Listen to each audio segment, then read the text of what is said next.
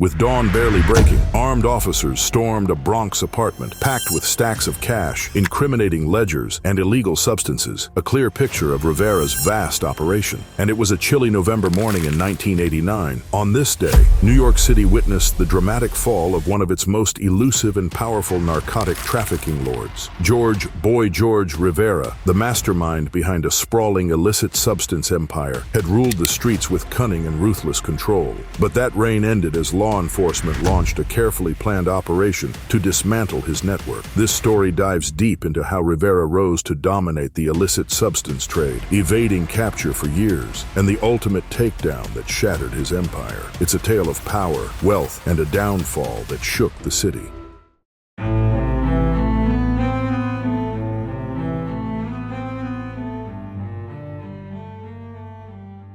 And on a dim, chilly evening, the streets of Tremont Avenue in the South Bronx were alive with noise, a blend of shouts, distant sirens, and the hum of conversations spilling from apartment windows. Amidst the chaos, a young boy lingered in the shadows, his eyes sharp, observing the life around him. This was George Rivera, a child born into the harsh grip of poverty and pain, a boy whose fate seemed predetermined by the very streets he called home. His story began in a fractured Puerto Rican household where hardship was a daily companion. George's father, a man he never knew, disappeared when he was just 6 months old, leaving his mother, Montserrat, to shoulder the burden of raising 2 sons alone. Montserrat was tough, her discipline unyielding and often cruel. George's early memories were marked by beatings, sharp words, and the relentless sense that he was trapped in a life that offered no escape. He would later recall the sting of an extension cord across his skin, a punishment that became routine in their tiny, crumbling apartment. By the time George turned 10, the weight of his home life pushed him out the door and into the streets. The South Bronx of the late 1970s was unforgiving, a place where crime and poverty loomed large. But to George, it offered freedom. The sidewalks, crowded with people hustling to survive, became his new school. He watched, he listened, and he learned. I wanted something different, he later admitted. Something bigger than that tiny broken apartment on Tremont. And at 12, George was swept into the state system. He was sent to the Pleasantville Diagnostic Center, then to St. Cabrini's group home in New Rochelle. For many boys, these institutions were places of defeat, but George saw them as training grounds. He stood out among the others, not because of his size or strength, but because of his mind. He was fiercely loyal to the friends he made and had an uncanny ability to read people, to see their motives and intentions before they spoke. It was like a wide-angle lens, George later explained. I could analyze everything. I started seeing how people worked, what made them tick. Even in moments of fleeting normalcy, like playing on the New Rochelle High football team. A small-time silverware heist at a party landed him in juvenile detention, where his natural leadership began to surface. Inside, he gained the respect of his peers not through violence, but through his ability to understand and influence those around him.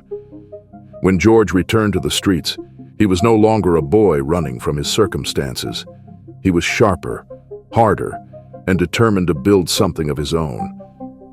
By the early 1980s, he began to construct a network, gathering people and resources with precision. His ambition was boundless, and soon the seeds of his illegal substance empire began to take root. Those who knew him in those early years described him as relentless. He was always thinking 2 steps ahead, said a childhood friend. You could see it in his eyes. He was going somewhere, even if it wasn't a place you wanted to go. But beneath the confidence and rising power, George carried wounds he couldn't shake. His childhood scars ran deep, shaping his need for control, for loyalty, and for respect.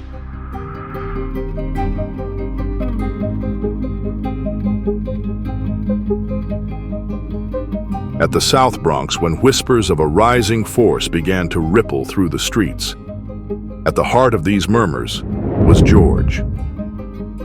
By the mid-1980s, the Bronx had become a battleground where survival wasn't guaranteed.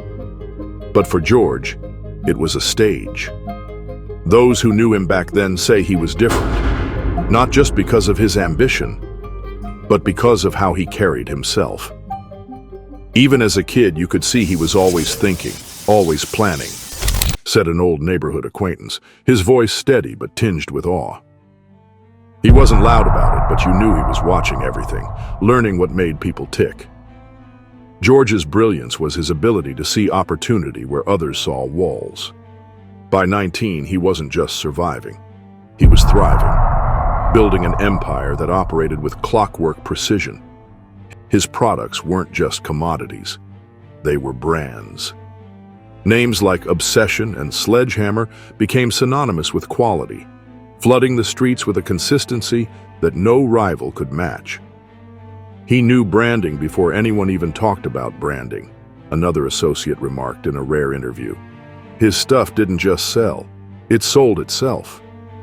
The operation was enormous, raking in figures that were hard to fathom, $250,000 a week at its peak.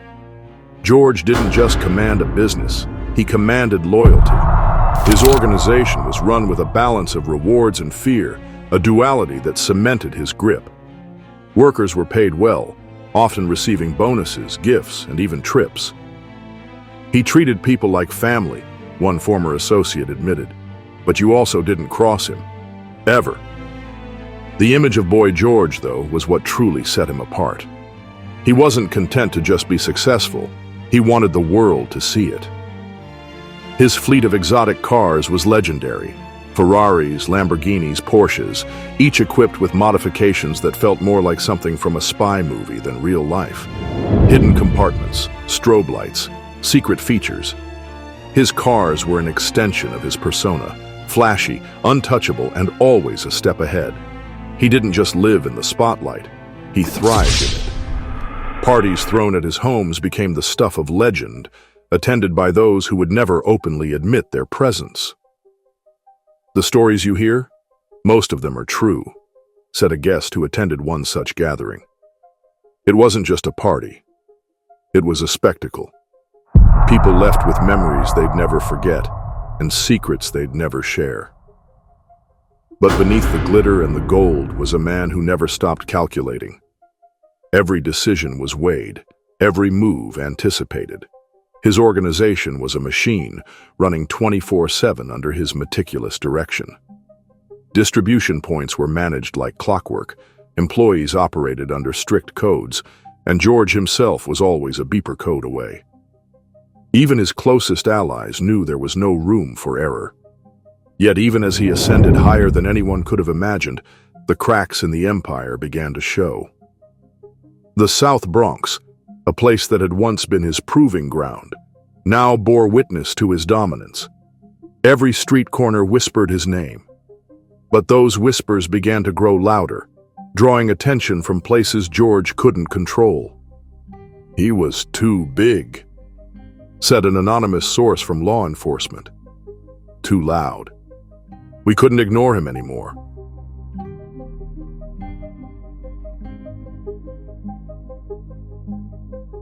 The South Bronx in the late 1980s wasn't for the faint of heart. Streets simmered with tension, danger lurking in every shadow. Boy George Rivera didn't just play the game, he rewrote the rules. From the outside, he was charismatic, almost gentlemanly. But beneath that polished exterior lay the calculating mind of a prodigy in crime, a Puerto Rican youth who rose from obscurity to amass a $15 million fortune in less than 2 years. His empire grossed an eye-watering $250,000 per week. By 19, he wasn't just rich, he was untouchable. And by 21, he was already a legend. Every kingpin needs a court, and Boy George's was as tightly knit as it was deadly. His operation, named Obsession, ran with precision that could rival Fortune 500 companies. The glue, loyalty, secured through cash bonuses, extravagant gifts, and fear of his lethal wrath. His first lieutenant, Ward 6-0 Johnson, became indispensable. A Jamaican hustler with experience, 6-0 handled logistics, record-keeping, and discipline. For $12,000 a week, He ensured the machine ran smoothly. But loyalty was fickle. Years later, it would be 6-0's betrayal that would bring Boy George's empire crashing down. Ralph Weasel Hernandez, another key lieutenant, handled day-to-day operations, managing everything from cutting the product to overseeing distribution. But Boy George didn't just rely on hardened criminals. Women from the community, girlfriends, friends, even their mothers, played roles in his heroin mills, cutting and packaging the product. They worked grueling 20-hour shifts for mere scraps of the fortune they helped build. For every ally, there was an enemy, and Boy George dealt with them mercilessly. His rules were simple: loyalty or termination. Those who betrayed him met gruesome ends. Take Tony, for instance, a middleman who botched a $600,000 deal. Boy George's retribution was swift and brutal. Tony was tortured for hours before being executed on the Henry Hudson Parkway. The message was clear. Crossing Boy George wasn't just dangerous, it was fatal. Then there was Yvette Padilla. Accused of stealing a prized diamond-studded belt buckle from one of George's supervisors, she became an example. Court documents recount how she was lured to Ferry Point Park and executed by Kong, George's personal enforcer. Her body was dumped off the Triborough Bridge, her demise rewarded with a meager payout of $5,000 and some crack. Boy George didn't just rule the streets, he owned them. His fleet of cars, customized with James Bond-like gadgets, added to his mystique. A button in his BMW could deploy loaded handguns from hidden compartments. His Porsche sprayed oil and tacks to foil pursuers. Each vehicle was a masterpiece, designed for escape or confrontation, whichever the moment demanded. Yet even in moments of excess, the specter of violence loomed. One guest was beaten and stripped for attempting to steal, a grim reminder that George's generosity had limits.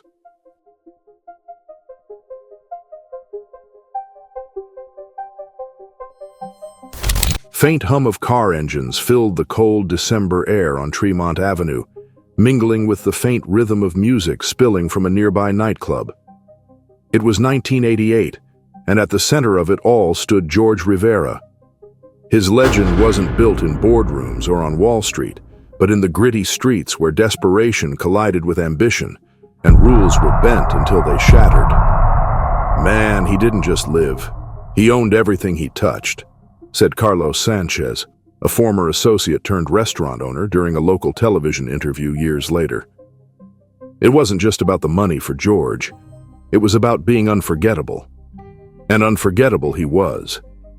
George's entrance into any scene was a spectacle. He pulled up in one of his prized cars, a white Mercedes-Benz 190E on some nights, a cherry-red Lamborghini on others, each one gleaming under the streetlights, each one customized to his exacting standards. The cars weren't just modes of transportation, they were extensions of his identity. They spoke of power, wealth, and the kind of freedom most in the Bronx could only dream of. But even the most polished surfaces hide cracks. Behind the dazzling smile and designer suits was a man whose every move was meticulously calculated. His empire spanned not just blocks, but industries. Through corporate shells like Tuxedo Enterprises, George acquired properties, businesses, and assets that kept his operation both sprawling and impenetrable. His world wasn't just built on discipline, though. It thrived on spectacle. One Christmas Eve, George hosted a yacht party that became the stuff of legend. It was rumored to have cost over $30,000, with performers like Big Daddy Kane flown in to entertain for mere minutes. Guests arrived in black tie attire, stepping from luxury vehicles into a world of decadence. Champagne flowed like water, diamonds sparkled under the light, and George, he moved through it all like the director of a perfectly choreographed play. Yet for all his charm and charisma, there was an edge to George that kept people guessing. He could be laughing with you one minute, then give you this look, recalled Maria Delgado, a former girlfriend. It was like staring into a storm. You didn't know what was coming next.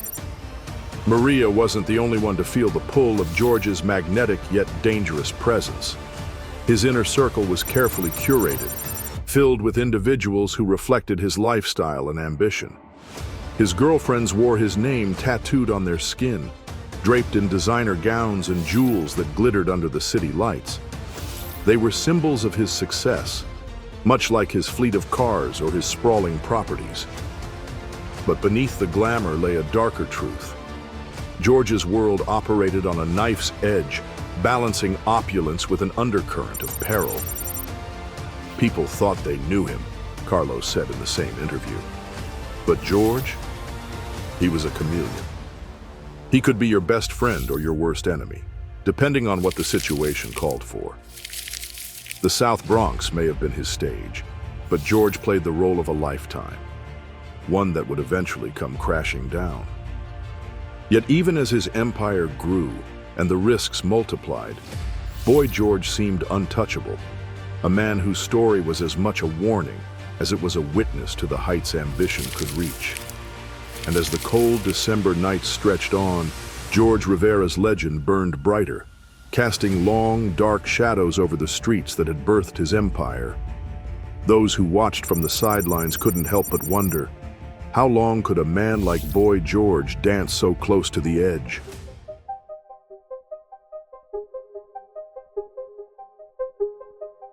That November air was heavy, suffocating, as if the city itself sensed the impending collapse of a man who had once ruled its streets with an iron grip.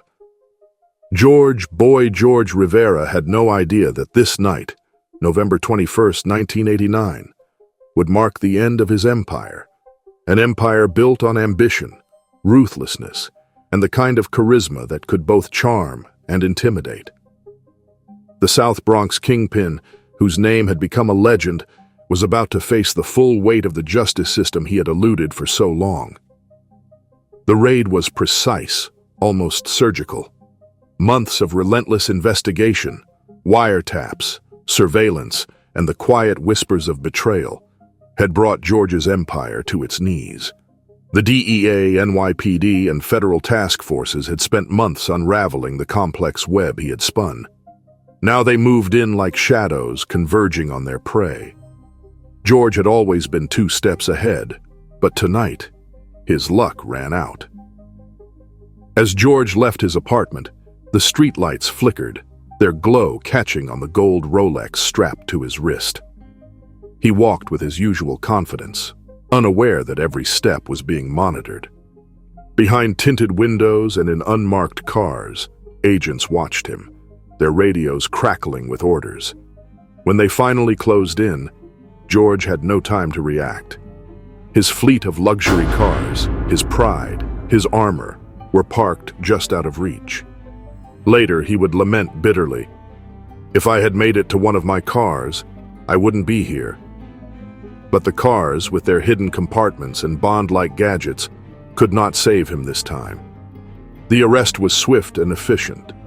40 federal agents surrounded him, their presence as overwhelming as the mistakes that had led him here. George, the man who had once orchestrated his empire with precision, was now just another prisoner being led into the back of a squad car.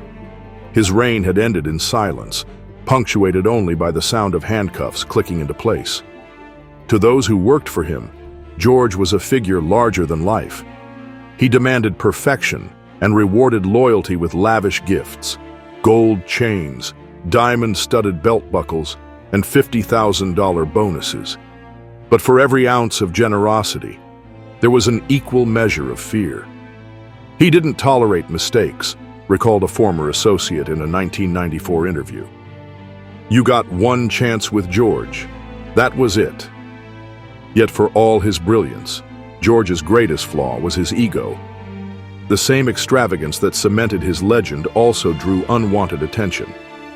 His yacht parties, dripping with excess and celebrity appearances, became the talk of the city. Federal agents pored over every detail, using the opulence as proof of his empire's reach. By 1987, the cracks in George's operation were showing. Luis Guzman, a childhood idol turned informant, delivered the first blow. He handed over information that laid the foundation for the federal case against George. Meanwhile, 6-0, George's trusted lieutenant, made a critical error, leaving a trail of evidence that connected George to his vast operation. The walls were closing in, but George was slow to see them. In April 1989, a DEA raid on one of George's heroin mills uncovered stashes of illicit substances, weapons, and ledgers that meticulously detailed every aspect of his empire. The evidence was damning.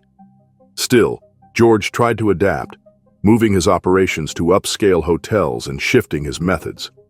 But the federal task force was relentless, their net tightening with every intercepted phone call and every betrayal.